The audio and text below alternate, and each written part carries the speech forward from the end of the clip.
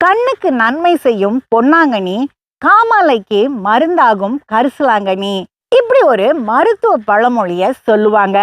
பொன்னாங்கண்ணி கீரைய நம்ம தினந்தோறும் இல்லைன்னா அடிக்கடி சாப்பிட்டு வந்தோம்னா நம்ம கண்ணும் அதோடைய பார்வையும் பலப்படும் அப்படின்றது நம்ம எல்லாருக்குமே தெரியும். இப்ப எல்லாம் நமக்கு நாட்டு பொன்னாங்கண்ணி கிடைக்கிறதே இல்ல. கடையில பெரிய பெரிய இலைகளோட தான் நமக்கு இந்த கீரைகள் கிடைக்குது. முடிஞ்ச வரைக்கும் நாட்டு கீரைகளை நம்ம பயன்படுத்தினா நம்ம உடலுக்கு நல்லது. நம்ம கண்கள் ஒளி பெறணும்னா அதுக்கு நம்ம பொன்னாங்கண்ணி கீரைய அடிக்கடி சாப்பிடணும். அதே மாதிரி மஞ்சள் காமாலைக்கு நல்ல மருந்து எதுனா மஞ்சள் கரிசலாங்கண்ணி. மஞ்சள் காமாலையில நம்ம அவதிப்படும் போது இந்த மஞ்சள் கரிசலாங்கண்ணி கீரைய காரம் இல்லாம சமைச்சு சாப்பிட்டோம்னா நமக்கு சீக்கிரமே அது குணமாயிரும். மஞ்சள் நிறத்துல பூ பூக்குறதுனால இத மஞ்சள் கரிசலாங்கண்ணி அப்படின்னு சொல்லுவாங்க. சிலருக்கு சரியான மஞ்சள் கரிசலாங்கண்ணி கீரைய கண்டுபிடிச்சு எடுக்க தெரியல. சரியான கீரையை எடுத்து நம்ம சமைச்சு சாப்பிட்டோம்னா அது நம்ம உடலுக்கு நல்லது.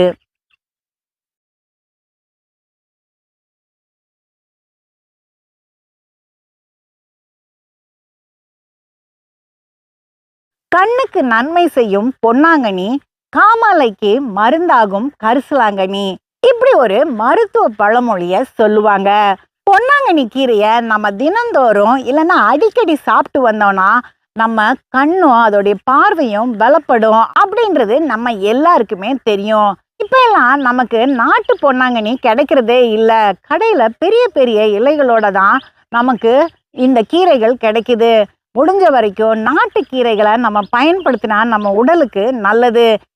நம்ம கண்கள் ஒளி பெறணும்னா அதுக்கு நம்ம பொன்னாங்கண்ணி கீரைய அடிக்கடி சாப்பிடணும். அதே மாதிரி மஞ்சள் காமாலைக்கு நல்ல மருந்து எதுனா மஞ்சள் கரிசலாங்கண்ணி. மஞ்சள் காமாலையில நம்ம அவதிப்படும் போது இந்த மஞ்சள் கரிசலாங்கண்ணி கீரைய காரம் இல்லாம சமைச்சு சாப்பிட்டோம்னா நமக்கு சீக்கிரமே அது குணமாயிரும். மஞ்சள் நிறத்துல பூ பூக்குறதுனால இத மஞ்சள் கரிசலாங்கண்ணி அப்படின்னு சொல்லுவாங்க. சிலருக்கு சரியான மஞ்சள் கரிசலாங்கண்ணி கீரைய கண்டுபிடிச்சு எடுக்க தெரியல. சரியான கீரையை எடுத்து நம்ம சமைச்சு சாப்பிட்டோம்னா அது நம்ம உடலுக்கு நல்லது. கண்ணுக்கு நன்மை செய்யும் பொன்னாங்கண்ணி, காமாலைக்கு மருந்தாகும் கரிசலாங்கண்ணி. இப்படி ஒரு மருத்துவ பழமொழிய சொல்லுவாங்க. பொன்னாங்கண்ணி கீரைய நம்ம தினந்தோறும் இல்லைன்னா அடிக்கடி சாப்பிட்டு வந்தோம்னா நம்ம கண்ணும் அதோடைய பார்வையும் பலப்படும் அப்படின்றது நம்ம எல்லாருக்குமே தெரியும்.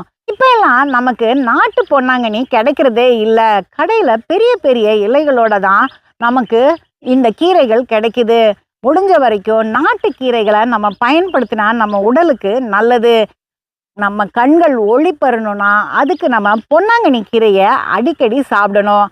அதே மாதிரி மஞ்சள் காமாலைக்கு நல்ல மருந்து எதுனா மஞ்சள் கரிசலாங்கண்ணி.